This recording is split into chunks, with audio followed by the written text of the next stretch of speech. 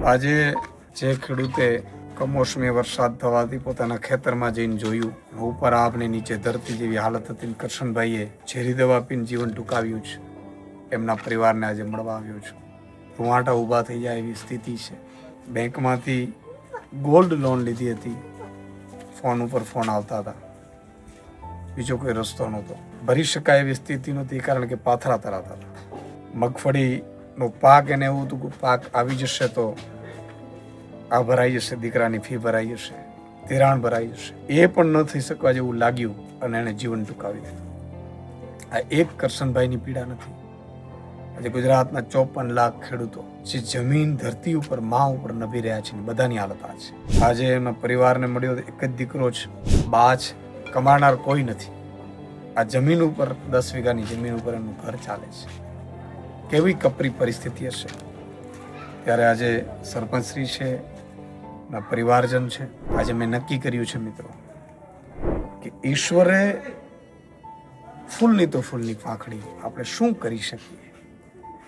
અમે બધા બેઠા હતા, સરપંચશ્રીની બધાની એવી લાગણી હતી કે સુદાનભાઈ પરિવારમાં અત્યારે ખૂબ કપરી પરિસ્થિતિ છે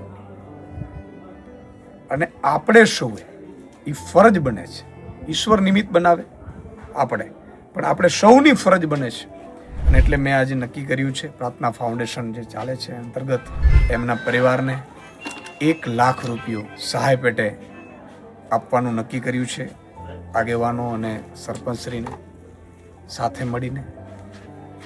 અને મિત્રો, હું બધાને અપીલ કરું છું, જે ખેડૂતોની પરિવારને પીડા સમજી શકે છે, જેમણે ભગવાને કંઈક આપ્યું છે, એ બધાને હું અપીલ કરું છું કે કરશનભાઈ ભલે વયા ગયા, પણ એમના પાછળના જે પરિવાર છે એ આપણી સૌની જવાબદારી છે. તો 1 લાખ રૂપિયા હું આપું છું. હું તો કોણ છું? સામાન્ય માણસ છું, સામાન્ય ખેડૂત છું.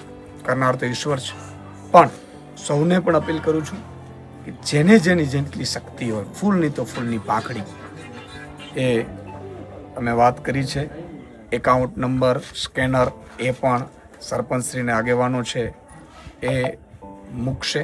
તો આપ સૌને પણ અપીલ છે કે એમના પરિવારને આપણે સપોર્ટ કરીએ.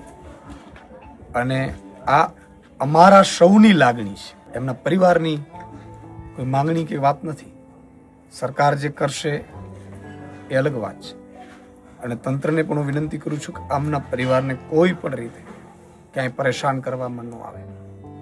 જય હિન્દ, જય કિસાન.